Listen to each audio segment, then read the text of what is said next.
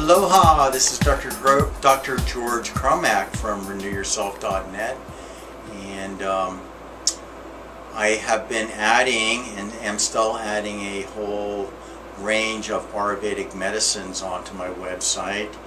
And I would say at this point, if you want to define my approach in terms of diet, it's kind of a hybrid, which is strong emphasis on live foods, but with some Ayurvedic medicine blended into that to kind of soften it and make it a little bit more adaptable to the average person. So I'm advocating a diet that fluctuates a little bit during the seasons, and it may be between 65 and 75% live foods during the winter, depending on where you're living and your body type, and maybe a little bit higher, between 70 and 80% live foods in the summer when it's hot, and then integrating some Ayurvedic concepts with that to kind of round and smooth that. So it's kind of a hybrid diet.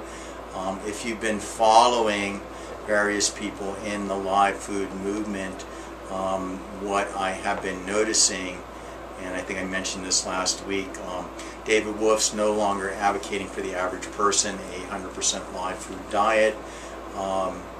Kevin Gianni has morphed into finding his own way, which is a lot of live foods but less than 100%. And David Rainicek, who used to be Dr. Cousins' research assistant at the Tree and is well known for his juice feasting, which he put down a beautiful job on his website, something that I started experimenting with quite a bit of time, sometime before David actually popularized it, but it's all good, and he did a beautiful job on his website. He also is no longer advocating a 100% live food diet. What we're finding, many of us are finding, is that for one, there is a difference between a cleansing diet and a maintenance diet. Now, not to throw the baby out with the bathwater, basically there's a lot of great concepts in live food.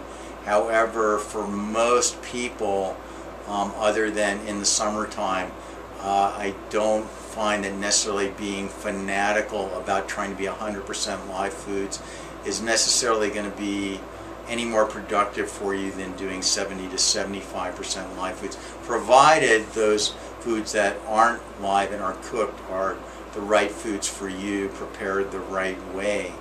And I tend to favor, in the winter time, definitely a lot of soups, some quinoa, a little bit of steamed vegetables, some squashes, and occasionally we'll venture into a sprouted 7-grain bagel, and maybe even a veggie burger.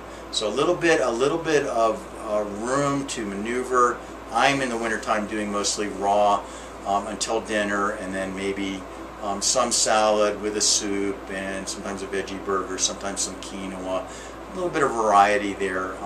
Try to stay away from the heavier grains, rice, wheat. Try to minimize your consumption of dairy products. And this is the kind of common point that's coming out from a lot of people that have journeyed a little bit longer into live foods.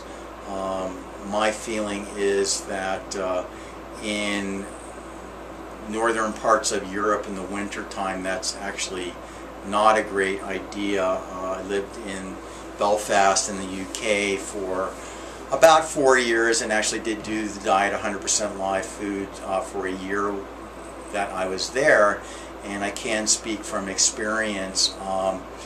The problem, one of the problems being, one, live foods tend to be cooling, meaning salads and fruit are cooling, and it's freezing with not much sunlight and really cold and wet, and those type of foods just tend to cool you off even more.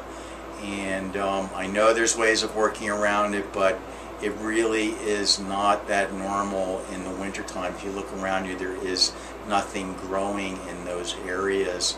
The other problem being that the produce coming in during the wintertime Maybe if you're in Amsterdam or London, because it's a little more central, it's going to be better. But in Belfast and Northern Ireland, the produce was so poor at that time of the year, coming in probably at least 2 weeks old, coming from someplace else.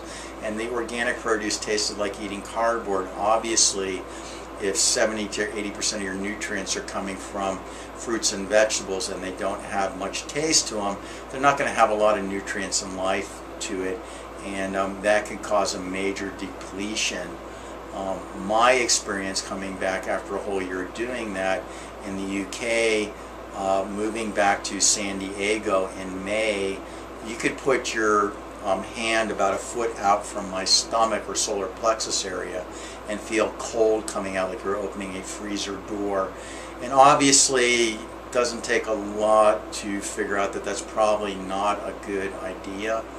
The other thing I experienced during that time was losing a lot of hair, enough to the point where I had to get a broom and sweep up hair every morning in the bathroom, and that's another sign that's probably not good, as well as a extremely compromised immune system. So just getting carried away and thinking, you know, not knowing much and thinking you just do 100% live foods in colder parts of Europe in the winter without really knowing what you're doing, I think you're going to run into a lot of problems, although initially you maybe you'll feel better just from the cleansing effect of getting a lot of the garbage out of your diet. So I don't want to be negative. I'm not here to poo-poo the live food diet. I still think it's a great thing, and usually in the summer I do very many. In July, August, September, we'll do 100% live foods during that time. It's more appropriate because you need to cool down and you really don't feel like eating any hot food. However, in the winter time comes December, January, February, I'm going to allow a little bit more latitude there. And you still can do high percentage of live foods. It's just, you know, buffering it a little bit, making some of those into warm soups. Even Dr. Gabriel Cousins at the Tree of Life, for the average person, doesn't recommend more than 80% live foods. And I just think that's close, just a little bit of fluctuation between winter and summer. Anyway, that's Dr. George Cromack with your health tips. Feel free to email me at drgeorgecromack at hotmail.com if you have any questions. You want to check out my website. I have a price match guarantee. If you find it in a lower price, I will match it for you within 30 days. There are coupon codes on the home page. They're giving discounts on water distillers, air purifiers, general discounts. Anyway, it allows me to keep doing the work and getting out and talking and doing the YouTube videos, so I appreciate your support. If you're going to get E3 Live, that'd be awesome if you get it from me. If you plug in coupon code SURF at checkout, that's going to give you another $10 discount. And I am available to support you. I'm wishing you the best. Aloha, Dr. George Cromack.